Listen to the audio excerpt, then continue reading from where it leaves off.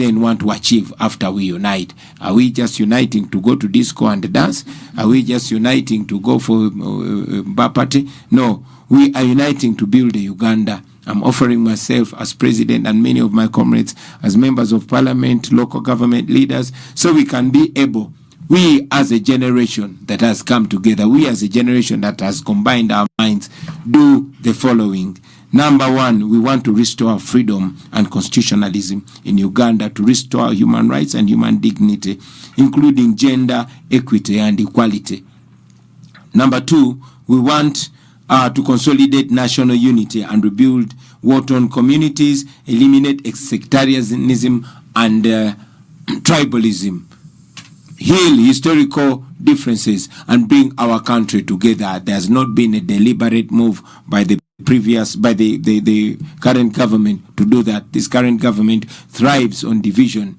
It wants to keep us apart, and yet we can benefit our country when we are together. Number four, we want to guarantee equal access to quality services, that is clean water, healthcare, education, and public infrastructure to everybody. And now this is very important. Why? Because in well-governed countries, this is what they call the common good. Common good is when, regardless of your status, rich or poor, your wealth, your poverty, if you're poor, your poverty only ends in your house. But as soon as you step out, you're just as rich as any other citizen, because the social amenities you're benefiting from them.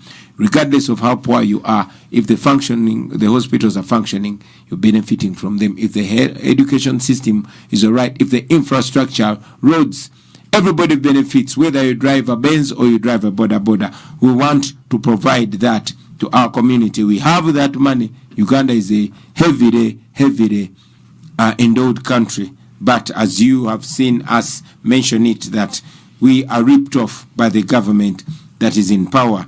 We want to create jobs.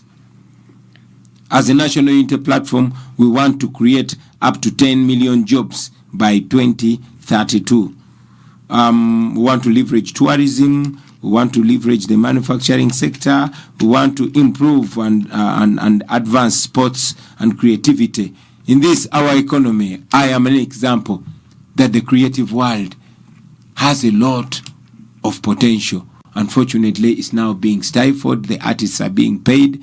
They're no longer creative. They have become beggars. And yet, we are immensely talented. Look at Nigeria. The entertainment industry has superseded the oil industry in revenue. We can achieve that. We also want to establish public school feeding, and this, I've talked about it so much. Sounds like a simple thing, but you see, our children actually don't study. Why?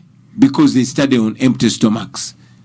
But if we introduce that school feeding program, it will not only benefit our children, but it's going to benefit the farmers as well, especially the women. I could have taken more time on that, but because our time is limited, I'll only give an example that when we were going to school, some of us would only look forward to that cup of porridge on a break, and that alone would drive us. In our new government, we want to restore that because we lost it, make it nicer, even make it incentive and put some sugar, ensure that the government provides a cup of porridge and sugar for a school-going child, and one egg. Seems simple, but that one egg is a boost for the immunity and the health of the children, but also the people that produce those eggs. That is business for them. That is something that we want to do, something that we think will boost our early education, benefit our children, but also benefit our people, our small producers, especially the women. We want to stop land grabbing. We want to guarantee secure rights for all for land. We want to empower regional and local governments. And this, besides redistributing power down to local government, we also want to go as far as empowering regions. For example, have you thought about it? You want to travel to Nairobi, but you have to drive all the way to Entebbe, 4 or 5 hours, in order to take a 1-hour flight to Nairobi? Why are we having only one airport in the year 2025? These old people don't ask themselves that question. This new generation is going to ask that question, and we're going to go ahead and answer it. Not only that, I did not talk about devolution. It will take me time to break it down since we're running out of time. But let me talk about this, which is very important. I've traveled the world. I've seen so many Ugandans are scattered all over the world. They are successful, but our diaspora is not tapped into. We want to leverage it, want to tap into our diaspora, strengthen it, but also make it beneficial. Those diaspora people are the biggest investors in this country. They bring a lot of money, up to $2 billion a year. That money will be followed up by action. Have them involved, have them to be voters, but also have them involved in the governance of the country. Lots of things that they can contribute. And finally, maybe onto that one, just a quick one, Honorable. Do you think Uganda is having a problem with a foreign policy around that? Absolutely. How? And Absolutely. how will you work on this? Because now that's tackle something, it touches something on foreign policy of the country. Yeah, I mean, our diaspora, unfortunately, is not respected. When you look at all our embassies, they don't solve problems for Ugandans. They are spy centers. They're like ESO, External Security Organization, detached. We want to change that. We want our embassies to be benefiting our people. We want to have a better relationship with other countries, not stealing relationships. We don't want to have our ambassadors turn our embassies into casinos. No, we don't want that. I was giving you our last agenda, our agenda program. We want to transform Uganda into a tech-driven society. We have young people that are highly tech-savvy. But, I mean, you remember recently Museveni appointed a minister in charge of that sector, and the day she was appointed is the day she opened her Twitter account. We have young people, but the minister for youth has a very old and senile brain. So, are you sure about that? I'm very sure. Don't you know Balaam? Do you want to be Balaam? Or do you want your child to be like Balaam? What is the problem there in that ministry? Everything is a problem. Anyway, I wouldn't want us to reduce this our program to discussing people, because before long, if we start discussing people before long, the name Nabanja will be dropping. So let's not discuss people, but I'm only trying to say that Museveni picks the worst to represent, or rather misrepresent us in every region.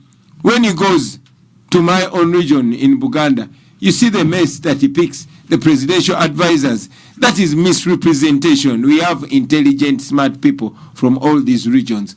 And in our government, we are going to pick out the best. We are not going to misrepresent. And I think on that, to justify, you can sample within the system of NUP, how you have aligned or how you pick your people in the leadership positions. Absolutely. Within the party. Can you give us a sample of how you do it?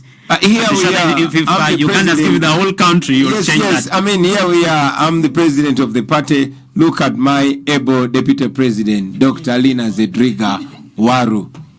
You know? And I mean, yeah. And, I mean, look at Ageno. Ageno is the head of policy in our party. Do you double check on her? Of course you don't. And many others. So what I'm trying to say is that it's not about me. Me, as president, I look at myself as a scout of talent for my country. You know? More like a team manager who scouts out people to play various roles. And this team will be coming from all corners of Uganda. Uganda will be fully represented. You will never see people from only one ethnicity covering. I wanted to ask how you'd handle inclusivity aspect of the leadership. You see where will your priorities target when it comes to inclusivity? We have everybody. I would say everybody. Inclusivity means everybody.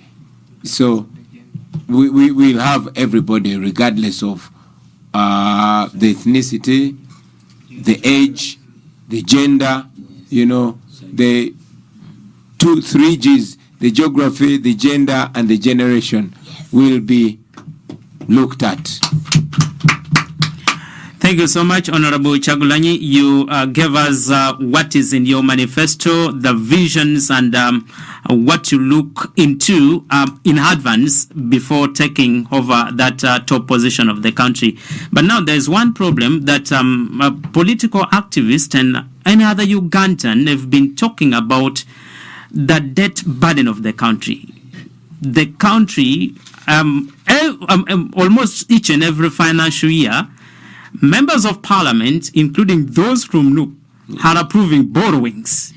Yes. And when this try to pull your vision down, how will you handle this, the debt burden? Yes. Right now we have a pending borrowing. Parliament has just approved. I'll tell you first and foremost, you said including those from NUP. Yes. There are those that went to parliament on the NUP ticket and they sold out and we chased them away. For me, I don't beat about the bush, you see, and that's how different we are. For a long time, there has been people that pose like they are in opposition, but in real sense, they are in opposition. You get my point? How did they come into? I want you to get. Were they intruders? Were they intruders? No. There is opposition and there is opposition. Opposition is OH dash position. It's like, oh, my position. I'll die and kill for this, my position. These are people who masqueraded among us. We must forgive ourselves, because last time we started our political party, we launched our political party only a month to the election. Yeah. So, and our major target was Museveni. You understand? So, as a political party, we were just taking whoever was available. Not anymore. Now, we know that some people came because they know the people suffering are voting the idea that we represent. And they took advantage of the sufferers. Of course, as soon as we got them to parliament, you saw some of them sold out, others were bought for peanuts, etc., etc. But I'll tell you that I disagree with that borrowing, that borrowing has enslaved us, that borrowing will stop some of the loans that have been taken. We question them. But in case you're entrusted with the power, you will first need to pay back those debts. Not everything we are going to pay back directly. Yeah. Okay. You talked about sending away those who did opposite. According to you, when they went to parliament, they started doing the opposite of what you expected from them. Yes. Don't you think that tested the party's ability to resolve internal conflict? Because we saw internal conflicts. No. You see, I don't want to be politically correct. There was no conflict. There is no conflict. There's wrong and there's right. And when you put in a position to take decisions about wrong and about right, you do exactly that. We don't negotiate corruption. No, we don't. There's no conflict between a corrupt person and a person holding them accountable. No, that is a moral question. We had others still insisting they are members of NUP. Even if you had chased them away, others went with Honorable Matthias Mpuga and others. Now, in a situation whereby you remove someone from the party and this person goes away or moves with the others from within the party who are not perpetrators of that, what comes into your mind? What is your take on that? You chase someone alone and is moving with others. You see, they are leaders and they are misleaders. Okay? Leaders lead people to the right way. Misleaders do the opposite. Thank you. All right. Now, before you summarize and we give time to Honorable Issa Otoamiza to give us a brief summary of what is in your manifesto, the vision that you communicated very clearly. Lastly, from me, and then you'll summarize. Yes. When you just came to Lao, you met with the Honorable Jimmy James Michael Akena. Yes. And you told the people in Apache the meeting was a successful one. And Lao appreciated you for going to visit the home of the late Dr. Paul Milton Obote. And you also, you said you had a lot of discussions that you did not reveal during your first campaign trail in Lango sub-region. Yes. But I also remember at some point, the party president for DP came out with a statement saying they are in the transition discussion, and also mentioned the name of Honorable Jimmy James Michael Akena being part of that discussion. And he said the discussion ongoing about the transition has already resolved in advance not to give you power. That means Honorable Jimmy James Michael Akena was part of that discussion, but also you were seen having another discussion with Honorable Jimmy. Don't you think this might be, your discussion with Jimmy might be diversionary? You see, there are two ways to look at a point: the pessimistic way and the optimistic way. I choose the latter. You see, Honorable Jimmy Akena is my friend, first and foremost. From way back, he's my friend, and we relate like Ugandans, and he's quite intelligent, and I like intelligent people. And we have our conversations, which I won't share here. He's a leader of a political party. Of course, there's some things where I firmly disagree with him. For example, I disagreed right from the beginning, him getting close to Museveni, because I know Museveni. Museveni is a liar. Museveni, you will never say something and stand by it. So me, I don't, I'm a nationalist. I believe in reconciliation. I believe in dialogue. But for me, to dialogue with Museveni, it has to be guaranteed by the population. We have to say what we're saying. What I say to him privately, I say to him publicly. That's what I believe. But anyway, we differ. Maybe Jimmy is an uptown guy and me, I'm a ghetto guy. Or maybe he shared with you what they discussed within. No. Don't put words in my mouth. I'm saying we differ from him. But maybe that difference that we have is what makes us unique to each other. Maybe that's what makes us friends. Okay. So I was really honored when he invited me. This is a comrade. This is a brother. Of course, we share a plight because we are both facing a brutal guy, a dishonest guy. You saw what Museveni has done to Jimmy Akena. He blocked him from he said he has not done nominating. Anything. He has refuted that allegation. Museveni has said that? Yeah. Yes, Museveni has also said, Museveni has also said he did not abduct me. He said he did not torture me after saying publicly that they beat me very well. Museveni has denied having Chibalama. I was honored. A matter of court decision right now. But you meeting with him, you said you'll not. I was honored, and it was an even bigger honor to be able to go and salute the father of the nation. It does not end with the two of us. No, it does not end with the two of us. It goes far down to even our people. Jimmy comes from Lango. I come from Uganda. And there's been some historical differences that happened when none of us were there. And I think we have a responsibility to unite our people. We have a responsibility to bring our people together. We have a responsibility to give hope that Uganda can dare